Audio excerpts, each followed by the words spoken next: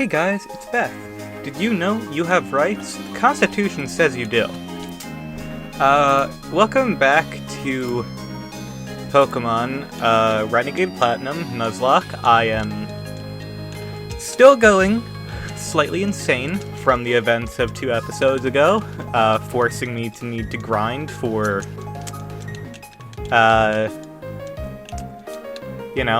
It's been like 40 minutes already, so I assume it's going to be at least an hour that I'm going to be here. Which I apologize for, but I need to utilize these hours wisely. So, yeah. I hope that everyone's days are going well, that everyone's, oh jeez. I'm so sorry. I have been just drinking Monster to just force my way through this. Straight up. I hope everyone's having a nice day. I have been up since 2 a.m. Since I had to do work this morning.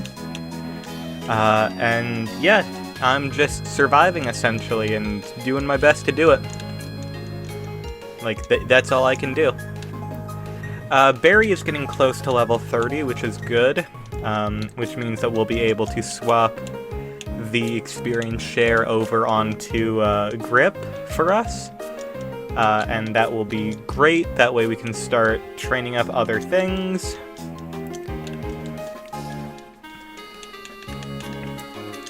Yeah, so let's see, what would be a good topic for today's episode, since we did talk about the state of Pokemon in the last episode.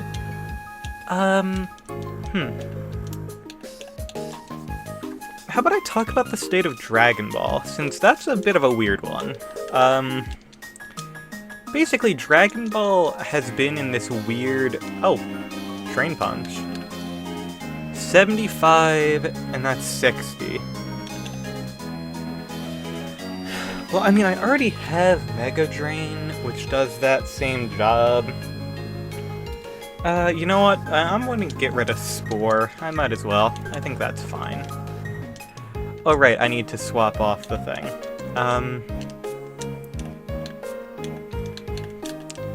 Basically, Dragon Ball is in a weird spot and has been in a weird spot for a while. The last 2 major things that happened in Dragon Ball in terms of the anime have been movies. The last 2 things to happen in Dragon Ball have been Dragon Ball Super Broly and Dragon Ball Super Hero, both of which introduce new forms and stuff into the series, and Dragon Ball Super, the anime, has not existed for a while. But Dragon Ball Super the manga has been continuing on, even though Dragon Ball Super the manga was actually being written after the anime, which is fucking wild. I actually don't have much to say about it other than the series is weird and fragmented at the moment, where a lot of stuff has been happening in Dragon Ball Heroes, the anime tying into the card games and stuff, the gacha stuff, that just has never, made its way outside of it. And, none of the games have been using any of the content since Broly, which is really weird. Cell Max and Beast Gohan have not been in, anything. It's kind of bizarre. And, true mastery of Ultra Instinct Goku and Ultra Ego Vegeta, they don't exist at all. You never hear about that. I don't get it. I don't know what's going on with Dragon Ball. I started this topic assuming there'd be things that I had to say, but, it's hard to say things when things aren't really happening. That's the best way to put it. It's what's happening with Dragon Ball? What is happening with Dragon Ball? It's the people who own the rights to it don't fully know what they're doing. It's why hasn't there been any content in Fighters for years now? Wouldn't it be cool The only thing we ever got was rollback. I mean, like, that's nice, but, like, it would still be cool to, like, get new characters eventually. I mean, I understand that Arxis is working on Strive, but, like, you would think that they'd have, like, something for Dragon Ball. With how big of a media brand it is and how popular it is, you would think that, you know, considering there's a whole-ass new movie, that we'd be getting, like, more tie-in stuff. Like, why does Fortnite not have Ultra Ego Vegeta? Why does Fortnite not have, like, Beast Gohan and Orange Piccolo? Why? Like, I don't even think in Dokkan, I think there's one Cell Max, and that's it. I don't think there's, like, any actual units of, like, these new forms or anything. It's like, is there an Ultra Ego Vegeta in Dokkan? I don't think there is. What the hell is going on with Dragon Ball? Oh my gosh. I kinda wanna look that up, like, right now. I think I might.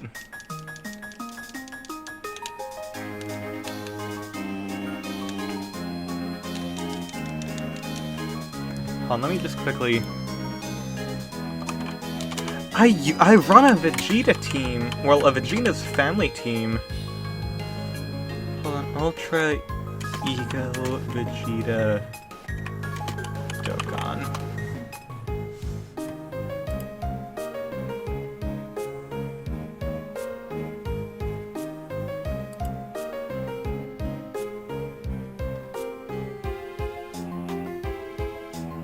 Nope, there's no Ultra Ego Vegeta in Dokkan.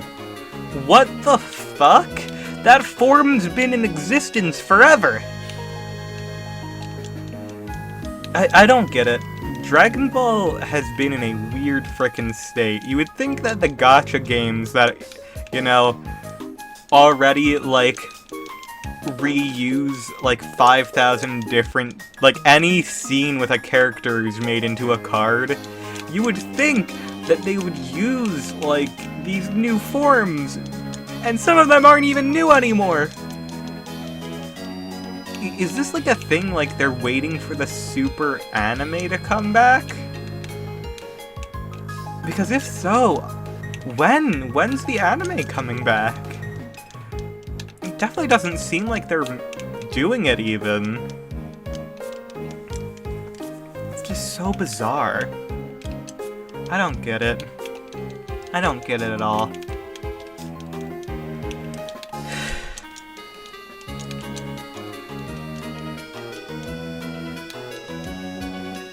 You don't need payback. Metal Claw. Huh. I mean, sorry, Grip, but you don't need Vice Grip if you have Metal Claw. Let's be for real.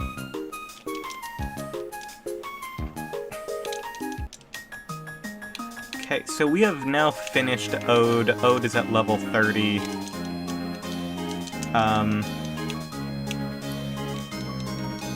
So if we ever need to swap out, it's gotta be to Grind or to Roxy. I wonder if we're gonna encounter another shiny. That's completely possible. Actually, you know what? Let's talk about states of animes in general. JoJo's in a good spot right now with like their anime finally, you know, finishing, and like having a new manga like series coming out, which is frankly awesome. I love seeing like the new JoJo looks awesome. Jodio Joestar. He looks really cool, and part of me just looking at the name Jodio, because obviously it's JoJo and Dio, like that's clearly where the name came from. Part of me wants it to be a fake out and not be related to Dio at all, and have it be like they change their name to Jody over time. I feel like that would be cute. I feel like that's a good idea, since there's still only been one female JoJo. You know, maybe do that. I mean, I love how androgynous they look. Androgynous? Yeah, that's the word. Because, like, straight up, they look baller as hell. I love it. I love their designs. It makes me want to catch up on the manga, that way I can read it, like, straight up. I've been meaning to, read Part 7 and Part 8 for years now. I think this straight up is my push to go and do it, since, like, I really like Jodio. I love his design so much.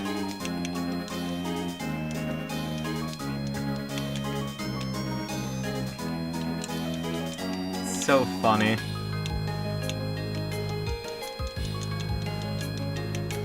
I also think Jodio Joestar is really funny of a name. And I like that their ability doesn't seem to be overpowered yet. We'll see where it becomes, but like...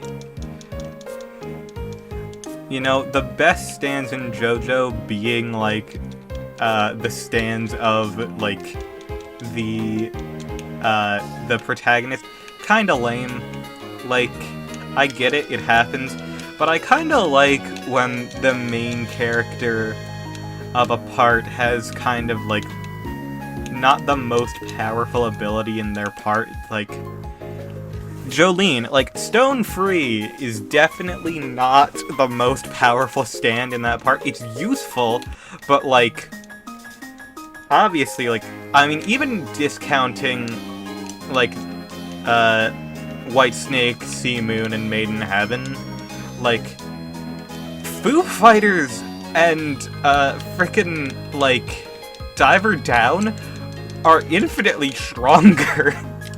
Like, Foo Fighters was, like, phenomenal as, like, a healing ability and, like, you know, being able to do a lot, in general. Like, they did surprisingly a lot with Foo Fighters. I'm surprised that they did. But, like, Diver Down was, like, the real powerhouse of the part. Like, let's be entirely honest. Anasui carried that part on their back, in terms of just, like, being strong as hell.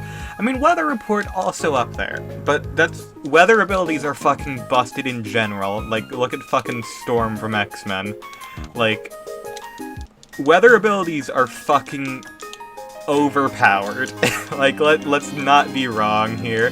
Which is probably why November Rain is going to be insane later on, but we'll see. We'll have to see where Jodio goes. It's just kind of awesome. Like, I love how well utilized all of the stands are in Part 6. Just like, some of them are dumb as shit, let's be honest. I believe it's the stands' names are, like, Dragon's Dream and, like, I forget what the rods are called. Ugh, I forget what that's called. I hate that stand. I hate a lot of the fights in Part 6, to be perfectly honest. Part 6 has some incredible fights, but they also have some ones that are best forgotten. I will be honest, though, I completely forgot that Poochie actually fought with Maiden Heaven, for any period of time. I seriously forgot, like, that final battle. Like, I thought it happened with Sea Moon, and then, like, the world, like, getting reset. I thought that was happening, like, as Maiden Heaven evolved into itself and, like, reset the universe. But I was incorrect. Although, to be fair, reading through the manga of Part 6, it is not the easiest thing to follow. So, yeah. I also wish that they made a couple moments at the end of Part 6 a bit more impactful in the anime, but you know what? I can't complain about it. I seriously still think Part 6, like, like, me and Evan joked about it in the Soul Link of, like, oh yeah, Part 6 is, like, a phenomenal ending, and, like, it feels so raw and emotional, and, like, it's such a fitting end to the story. And then you kind of have to look aside from the fact that realistically, there is no consequences and nothing about Part 6 is actually going to matter in the long term. Because if you think about it for more than 10 seconds, you're like, oh wait, hold on. This can all be solved and nothing will ever happen to, like, make it any problem for us. And, like, if it, you kind of just have to ignore the fact that, like, oh yeah, all of the previous parts still happened, and all of the other people in the universe still actually do exist, as long as they weren't killed, which means that they remember Jodio and Jolene, not what, oh, hi, Shiny Meryl, not, they don't remember fake Jodio and Irene, and they have Rohan. All of these people can just get their memories transplanted back into them by literally just having Emporio tell Rohan about what happened in Part 6. Like, literally. And here's the thing, because all of these people survived through those events, they know that it happened. Like, they're going to be confused about what happened, but it still happened to them. They weren't fully reset. Like, it's whatever. I still think the ending of Part 6 is tragic, and I love it so much. Like, I love that ending, but you kind of have to ignore what the canon of it says, and think about it as Emporio and Cars are the two sole survivors of that universe, and that everything is rewritten, and that everything that came before it is done. I think that is honestly the only way that you can experience the ending of that in a way that matters. Because if everything that happened before still happens, if all of the people who were around back then are still alive, then none of it matters. The ending of Part 6 doesn't matter if the consequences just vanish. So I kind of, in my own head, even though it's not what technically happened, at the end of Part 6, entire universe erasure. The only survivors are Emporio and Cars. And, like, that's just the world that they live in now. And that's why there's 26 cars on Mars. Is that the number? Hold on. Let me look this up again.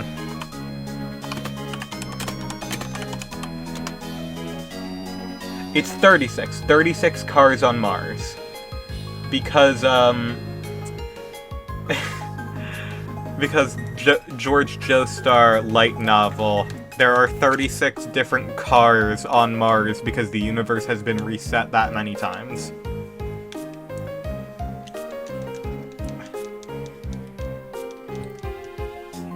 I should read George Joestar at some point too. I've heard very wild things about it, and honestly I'm very interested. I forget which light novel it is. I don't think it's George Joestar, but I know Dio's stand in one of them. It is the Passion again. It's like Jonathan's stand, which is also called the Passion. But it appears as a crown of thorns on his head, and acts as hermit purple, but also he just has the embodiment of Jesus Christ as a stand, which is insane. And that one's not even written by Araki, so, like, no tie-in with Part 7. But I just think all of these different things about JoJo are so fun and interesting.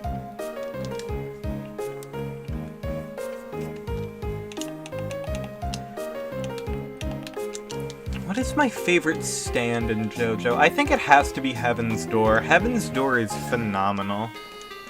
Like, I think the way Rohan uses it is very limited, but when you see its full power, it's fucking insane.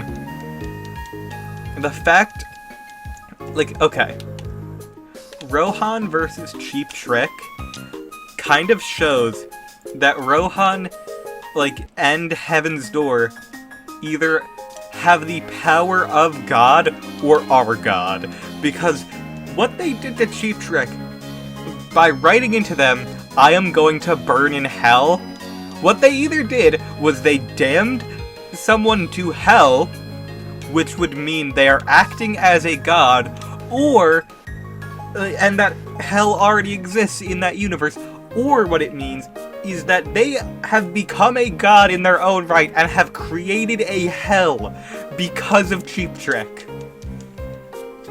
Which is... that is, gosh, it's such, like... Rohan is my favorite character in Part 4. The man is a professional level hater, and you kinda have to love him for it.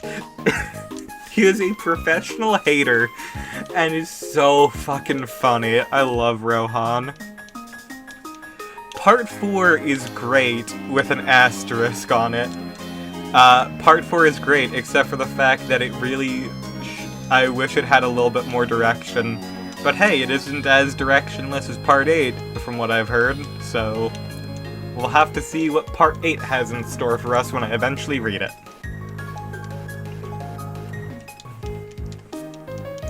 It's wild to me, I have not read Part 7 yet, and yet my favorite shots from all of JoJo are literally from Part 7. My favorite shots of it are, what's it called, Dark Determination of Johnny Joestar, and, Diego Brando from Another Universe with The World. Those are, well, actually, and also, Jotaro getting his stand and soul disc removed. Those are, like, those 3 shots are, like, incredibly fucking beautiful. Like, you have to seriously hand it to Araki for how skilled of a mangaka he is. Like, that art is phenomenal. Like, that man has had his work in the Louvre for a reason. You gotta respect it. Anyways, this is where I'm going to end off this episode, so thank you all so much for watching. I hope that you have enjoyed. If you did, please be sure to leave a like and subscribe for more, and I hope to see you all in the next one. Bye-bye!